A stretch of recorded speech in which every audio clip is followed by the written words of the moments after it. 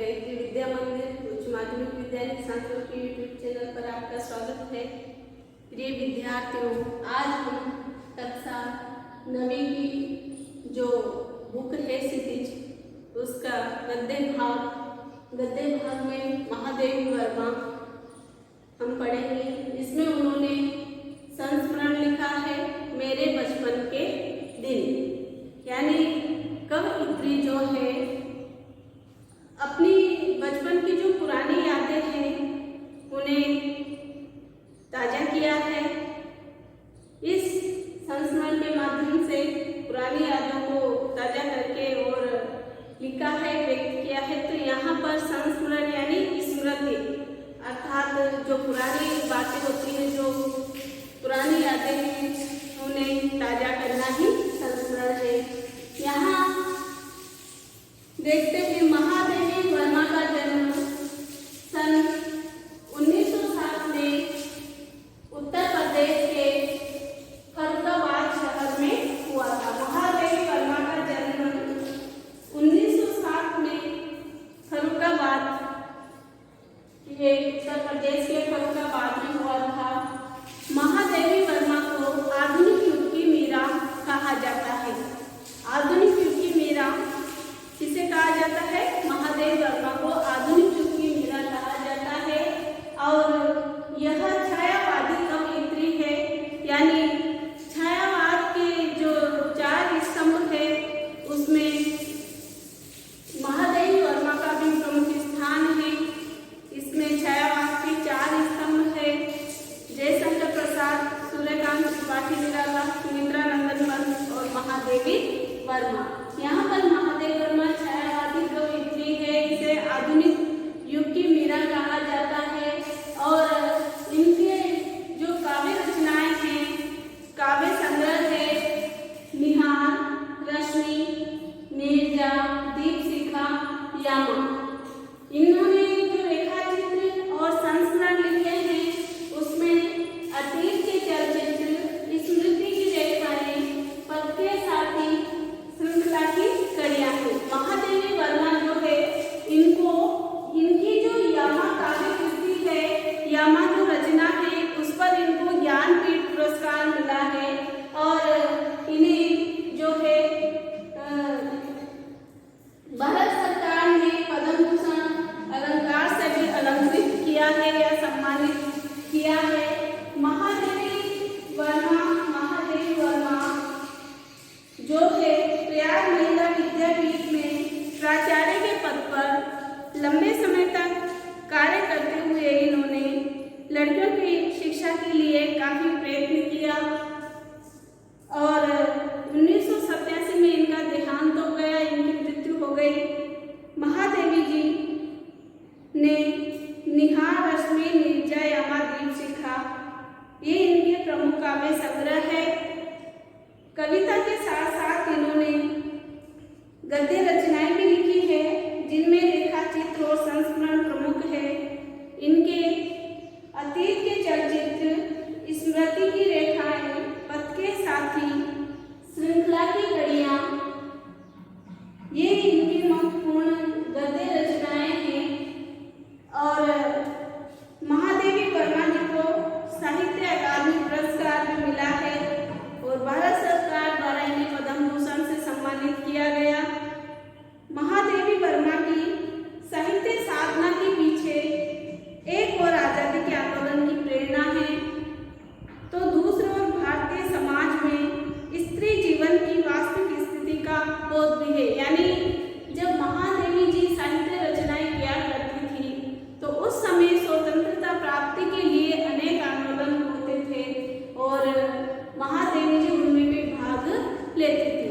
एक समस्या तो ये उनके सामने थी, दूसरी थी समाज में, यानी भारतीय समाज में स्त्रियों की स्थिति। हिंदी गद्य साहित्य में संस्मरण और रेखाचित्र को बुलंदियों तक पहुंचाने का श्रेय महादेवी जी को दिया जाता है। उनके संस्मरणों में और रेखाचित्रों में शोषित, पीड़ित लोगों के प्रति ही नहीं बल्कि पशु पक्षियों के लिए भी आत्मीयता एवं अक्षय करुणा प्रकट हुई हुए अक्षय जो कभी नष्ट ना हो। उनकी भाषा शैली सरल और स्पष्ट है तथा शब्द चयन प्रभावपूर्ण है। मेरे बचपन के दिन में महादेवी जी ने अपने बचपन के उन दिनों को स्मृति के सहारे लिखा है। स्मृति यानी याद, यानी बचपन की जो यादें हैं उन्हें लिखना। वे जब वो विद्यालय में पढ़ रही थी, यानी ये जो संस्मरण है महादेवी जी ने अपने बचपन के दिन में, यानी मेरे बचपन के दिन में जब वो विद्यालय में पढ़ती थी उस समय की जो स्मृतियाँ हैं, जो यादें हैं, उसी का वर्णन यहाँ पर महादेवी जी ने किया है। और इस अंश में लड़कियों के प्रति सामाजिक रवैया यानी समाज का रवैया कैसा होता है, विद्यालय की जो सहपाठिनी हैं जो विद्यालय में साथ साथ पढ़ती थी, छात्रावास का जीवन कैसा रहा, स्वतंत्रता आंदोलन के प्रसंगों का बहुत ही सजीव वर्णन यहाँ महादेवी जी ने किया है। यानी जो संस्मरण मेरे बचपन के दिन महादेवी जी ने लिखा है, इसमें बचपन की जो यादें हैं और जो विद्यालय में पढ़ाई की उस समय कौन कौन सहपाठिनी थी और साथ में छात्रावास का जीवन कैसा रहा, स्वतंत्रता आंदोलन किए जा रहे थे, उनमें भाग लिया, तो इन सब का वर्णन यहाँ पर महादेवी जी ने किया है और अपनी यादें ताजा की है। मेरे बचपन के दिन, बचपन की स्मृतियों में एक विचित्र सा आकर्षण होता है। जो बचपन की यादें होती है उनमें एक विचित्र सा आकर्षण होता है। कभी कभी लगता है जैसे सपने में सब देखा होगा, परिस्थितियाँ बहुत बदल जाती हैं, यानी बचपन के दिन बहुत ही बदल जाते हैं। अपने परिवार में कई पीढ़ियों के बाद उत्पन्न हुई, यानी कि पहले कन्या पैदा होना या लड़की का होना भी एक बात समझा जाता था, लेकिन महादेवी जी के परिवार में 200 वर्षों बाद कन्या का जन्म हुआ और मेरे परिवार में प्रायः 200 वर्षों तक कोई लड़की थी नहीं। सुना है उसके पहले लड़कियों को पैदा होते ही परम धाम भेज दिया जाता था, यानी मार दिया जाता था। फिर मेरे बाबा ने बहुत दुर्गा पूजा की और हमारी कुलदेवी दुर्गा थी। मैं उत्पन्न हुई तो मेरी बड़ी खातिर हुई, खातिर यानी देखभाल, और मुझे वह सब नहीं सहना पड़ा जो अपने लड़कियों को सहन करना पड़ता था। परिवार में बाबा फारसी और उर्दू जानते थे, पिता ने अंग्रेजी पढ़ी थी, हिंदी का कोई वातावरण नहीं था। यानी उनके महादेवी जी के जो पिताजी थे वो फारसी और उर्दू जानते थे और यहाँ पर बाबा जो थे महादेवी जी के फारसी उर्दू जानते थे, पिताजी ने अंग्रेजी पढ़ी थी। मेरी माता जबलपुर से आई, जबलपुर मध्य प्रदेश में है, तभी अपने साथ हिंदी लाई, यानी जो लेखिका की माता जी है वो हिंदी जानती थी, वे पूजा पाठ भी बहुत करती थी। पहले पर उन्होंने मुझको पंचतंत्र पढ़ना सिखाया, जो कि विष्णु शर्मा का है पंचतंत्र। बाबा कहते थे इसको हम विदुषी बनाएंगे, विदुषी यानी विद्वान बुद्धिमती बनाएंगे। मेरे संबंध में उनका विचार बहुत ऊंचा रहा है, इसलिए पंचतंत्र भी पढ़ा मैंने, संस्कृत भी पढ़ी। ये अवश्य चाहते थे कि मैं उर्दू फारसी सीख लूँ, लेकिन वह मेरे बस की नहीं थी। मैंने जब एक दिन मौलवी साहब को देखा तो बस दूसरे दिन में चारपाई के नीचे जा छिपी, यानी कि महादेवी जी को उर्दू से डर लगता था और तब पंडित जी आए संस्कृत पढ़ाने। माँ थोड़ी संस्कृत जानती थी, गीता में उन्हें विशेष रुचि थी, पूजा पाठ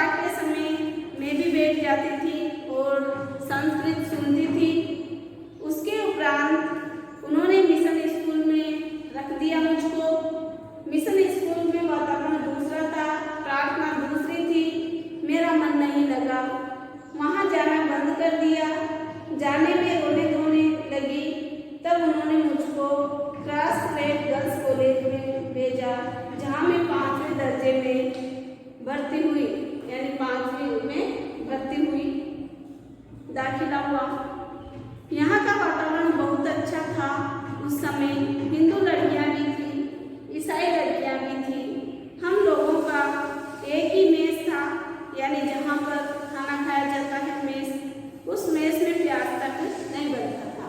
यानी कि वहाँ पर सभी धर्मों की लड़कियाँ पढ़ती थी और सबका खाना एक साथ बनता था मेस में, रसोई घर में, और वहाँ प्याज तक नहीं मिलता था, नहीं बनता था। यहाँ पर महादेवी जी ने जो अपने बचपन के दिन हैं उनको यादें ताज़ा की है, स्मृतियाँ ताज़ा की है कि बचपन में महादेवी जी जो है वो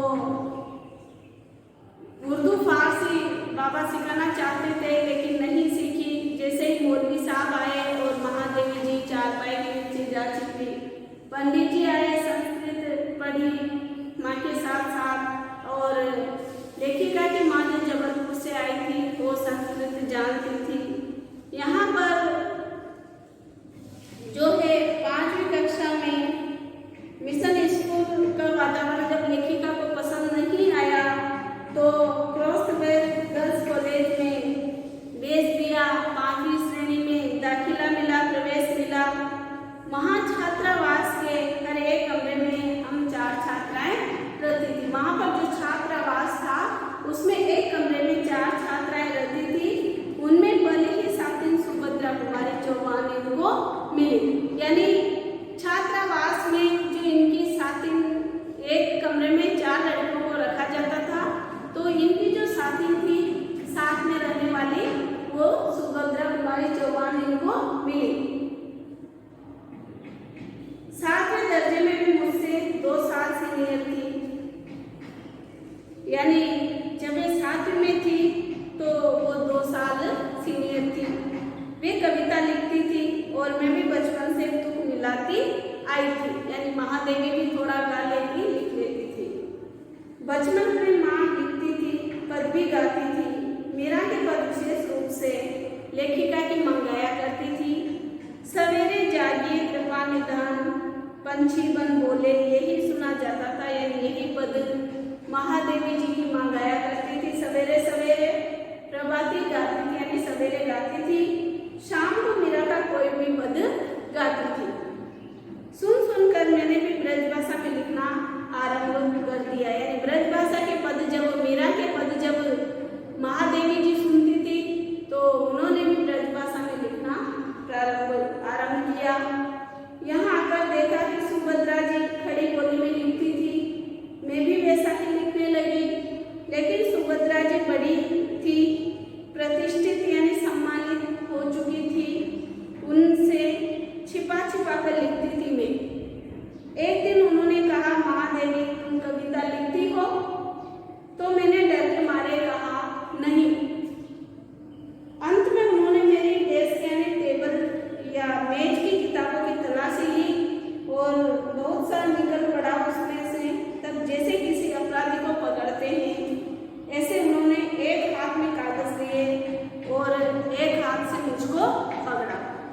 पूरे हॉस्टल में दिखा आई कि ये कविता लिखती है। फिर हम दोनों की मित्रता हो गई। क्लास 12 में एक पेड़ की डाल नीचे थी, उस डाल पर हम लोग बैठ जाते थे। जब और लड़कियां खेलती थी हम लोग मिलाते थे। यहाँ पर महादेवी जी ने अपने बचपन की यादें ताज़ा की है। और ये जब उस समय महादेवी वर्मा जी जो है तो उन्होंने स्वतंत्रता आंदोलन में भाग लिया और स्कूल में हॉस्टल में यानी कि छात्रावास में एक साथी मिली सुभद्रा कुमारी चौहान जो कविताएं लिखा करती थी खड़ी बोली में। महादेवी जी भी जो है कविताएं लिखती थी, लेकिन किसी को पता नहीं था। जब एक दिन सुभद्रा कुमारी चौहान जो महादेवी वर्मा जी की साथी थी, साथ में रहने वाली थी, उसे पता चला तो सुभद्रा जी ने वो कविताएं जो है पूरे हॉस्टल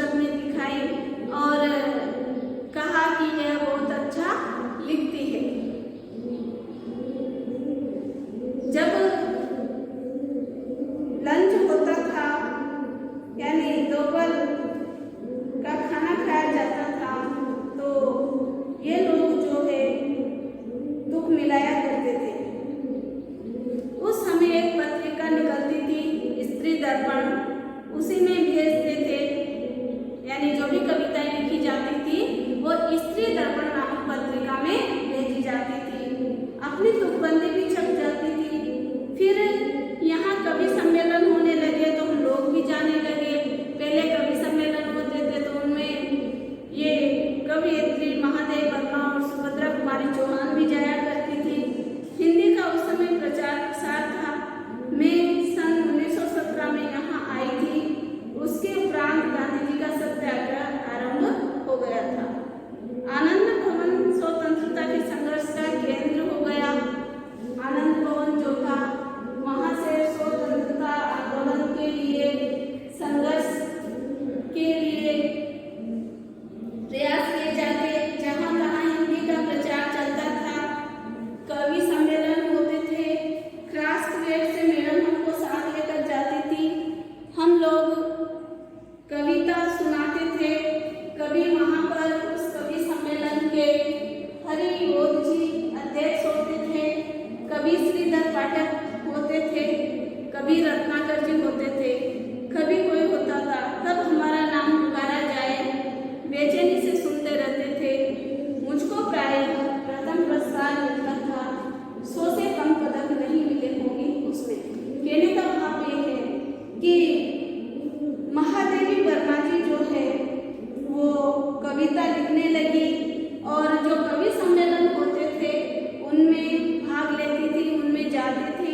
और इनकी जो कविताएं होती थी सुभद्रा कुमारी चौहान और महादेव वर्मा की, वो स्त्री दर्पण नामक पत्रिका में छपती थी। और जो आनंद मठ है, आनंद भवन, उसमें गांधी जी का सत्याग्रह आरंभ हो गया और मैडम इनको साथ में लेकर जाती थी। एक बार की घटना याद आती है कि महादेव वर्मा जी को एक कविता पर चांदी का एक कटोरा मिला। बड़ा नक्काशीदार सुंदर कटोरा था। उस दिन सुभद्रा नहीं गई थी। सुभद्रा प्रायः नहीं जाती थी कवि सम्मेलन में। मैंने उनसे आकर कहा, देखो यह मिला है। सुभद्रा ने कहा, ठीक है, अब तुम एक दिन खीर बनाओ और मुझको इस कटोरे में खिलाओ। यानी सुभद्रा कुमारी चौहान जो है वो कवि सम्मेलन में नहीं जाती थी। तो यहाँ पर जब चांदी का एक नक्काशीदार कटोरा महादेवी जी को मिला तो महादेवी जी ने वो सुभद्रा कुमारी चौहान को दिखाया और कहा कि मुझे ये मिला है। यहाँ पर सुभद्रा कुमारी ने कहा कि तुम खीर बनाओ और इसमें मुझे खीर खिलाओ। उसी बीच आनंद भवन में बापू यानी महात्मा गांधी आए थे। गांधी जी आए थे। हम लोग तब अपने जेब खर्च में से हमेशा 1-1, 2-2 आने देश के लिए बचाते थे और जब बापू आते थे तो वो पैसा उन्हें देते थे। उस दिन जब बापू के पास में गई तो अपना कटोरा भी लेती गई। मैंने निकाल कर बापू को दिखाया और मैंने कहा, कविता सुनने पर मुझको ये कटोरा, कविता सुनाने पर मुझको ये कटोरा मिला है। कहने लगे, अच्छा दिखा तो मुझको। मैंने कटोरा उनकी ओर बढ़ा दिया तो उसे हाथ में लेकर बोले, तू देती है इसे? अब मैं क्या करती? मैंने दे दिया और लौट आई। दुख ये हुआ कि कटोरा लेकर कहते कविता क्या है, पर कविता सुनाने को उन्होंने नहीं कहा। लौट कर जब मैंने सुभद्रा जी से कहा कि कटोरा तो चला गया, सुभद्रा जी ने कहा और जाओ दिखाने।